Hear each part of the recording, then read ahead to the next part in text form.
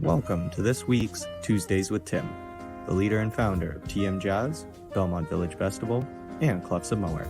Over the years, Tim's dedication to the arts and music scene has built an impressive network of fellow performers, artists, and like-minded individuals. Join Tim every Tuesday as he dives into brief yet engaging conversation and performance with the artistic visionaries and influencers he has had the chance to collaborate with throughout the years. Without further ado, here's Tim Moher.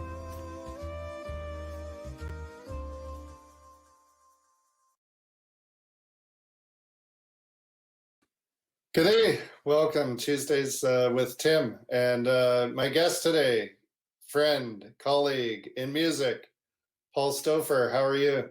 Hello, Tim. Great to see you. Yeah, great to see you, Paul. It's always fun having someone on, but sometimes it's really exciting because of not only the musicianship, but the story that we share. We go back, way back to, I could tell you, I don't know. Do you know the actual date? I think you mentioned we were talking a couple months ago, 1989, was it?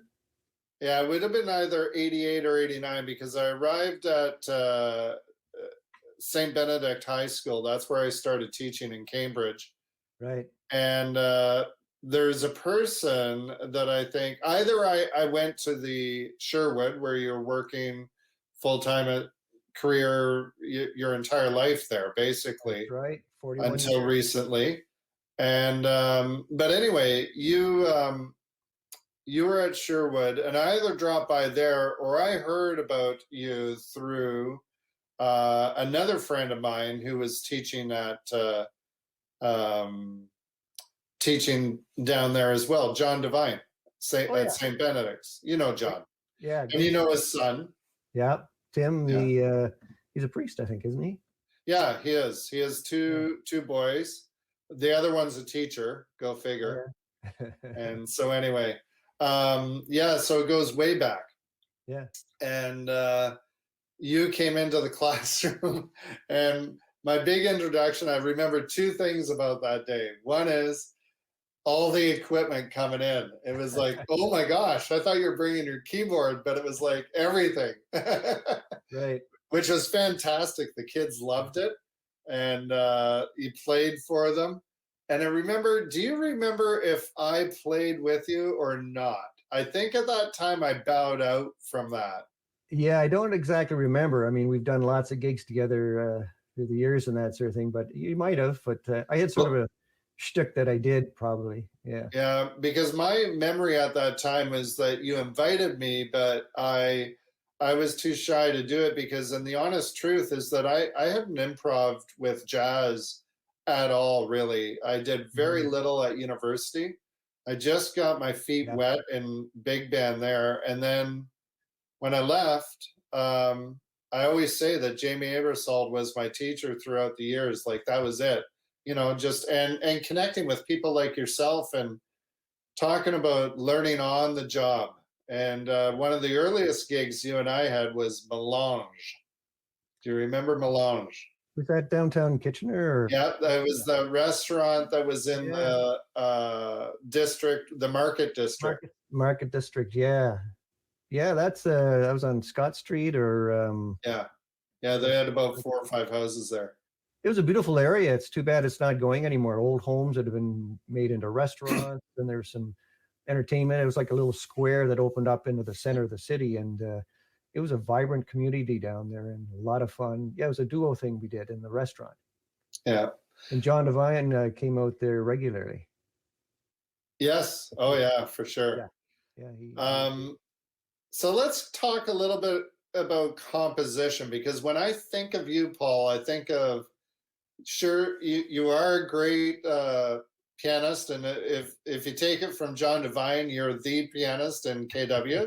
And pay him regularly for that statement. Yeah. So anyway, he or what was I going to say?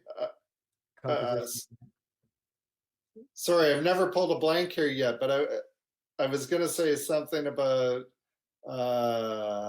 composition and playing the piano. Like, of course, you're very good with the with the piano, but boy, compositionally, you've been on fire for about 20, 30 years. Love your stuff. Thank you, Tim, and I must thank you for playing them on our gigs that we play for corporate functions, where you say, well, let's pull up a Paul Stouffer tune, and I appreciate you doing that. Yeah, no, it's always fun, always fun. What's your inspiration? What's your approach to composition? Great question. I think I'm groove directed. In other words, I like to have some kind of rhythm behind me, maybe, that I'll set up either in my head or something on the computer, and then I'll start with some chord progressions that are sort of feeling right for the groove, add a melody, add some bass, send it out to friends like you to add to it as well, some sax. Yeah, then I'll write it out or do it in the computer, a melody, and print that out, put a chord progression, work it over here and there, test it out on gigs, try it on my friends. Yeah. What's another word for groove? Because I hear people talk about that, and yet, and for me, I can actually identify with what you're saying, but what is it? Like a riff or an idea that you sort of find that you attach yourself to? Is that the idea? Yeah, it's the rhythm part of the music. I mean, music is basically three ingredients: melody, harmony, and rhythm. And the rhythm part is what drives, popular music, jazz. I mean, it's in classical music as well, but it's more understated. It's suggested, but you don't have this drum going. It's the rhythm is there, whether it's triplet eighths, straight eighths, 16ths. It's all there as rhythm. But popular music, jazz, country, rock is much more driven by the drums, which lay down the groove. Mm-hmm. And the groove can be a waltz, a Latin groove, a samba, Right. a swing, a blues. There's all these grooves that drive the music, drums and bass especially. And so then when you're actually at the piano trying to compose something, will you put the drum track down, like sort of have a background happening while you're doing it, or is it up in your head? Both ways work. I mean, even if I'm doing a solo gig, which is not my happiest kind of gig to play, because myself playing and I get tired of myself. I mean, I'd much rather have a conga player, a bass player, a sax player like yourself that I can feed off, just like we're having a conversation now. Music is a conversation between musicians. So if I'm doing a solo gig, I have some kind of feel in my head that's driving the music as I'm playing, and that at least gives me some fun factor to play with. Yeah. And the band that you're connected with is called Top Pocket. Would you say that's your home base? Yeah, it's an original band. Don McDougall and Mike Bergauer Jr. are the forerunners of the band. They started in that magical year, 1989. It must have been Oh, really? Yeah, so the band's been around a long time. I joined it, I can't even remember now, 10, 15 years ago, maybe. Donnie and I had played other gigs. I mean, we all know each other in the musical community in Waterloo County, and we all call each other up for different gigs. So Don and I had done gigs for many years, but he asked me to join Top Pocket for people who were leaving and they wanted a piano player. So I joined the band, and it originally was a jazz band that played jazz originals, the American Songbook. And I had these tunes that I'd written, and I would bring them out on gigs with other people that I did at corporate gigs and restaurants. And I said, Don, we play these jazz standards and all these other bands that we're in. Would you be up for, trying some of my originals or having the band write a bit? And Donnie said, oh yeah, that sounds great, Paul. So I brought a few songs to the rehearsal. And from then on, it became more and more an original band that just played original music, which was mainly jazz, funk, rock was in there as well. And we have a rule: someone brings the tunes or has basically a lead sheet, maybe rhythm shots and a basic idea of the melody, but we all input into that tune. And if someone says, hey, why don't we try this? And someone in the band says, what? You're going to try that? Why would you want to do that? No, no, no. We're all going to try this idea just to see how it sounds. And a lot of times, something that we might think won't work works perfectly.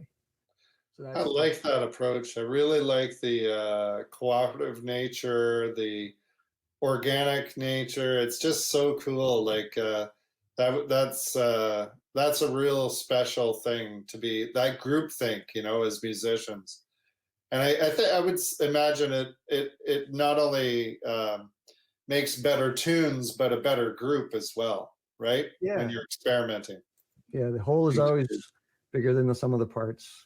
Okay, well we keep this short. I don't know if you know that, Paul, but it's pretty short. So we have a piece that is from Top Pocket, and it is called Dancing to the Rhythm of Life. one of your amazing originals, one that we play quite often. Right. So really looking forward to it. Thank you for coming on. We'll close it with the song because you know there's really nothing to say after a song like this. So thank you so much for taking the time, and we'll chat shortly. So here is "Dancing to the Rhythm of Life" by Paul Stouffer.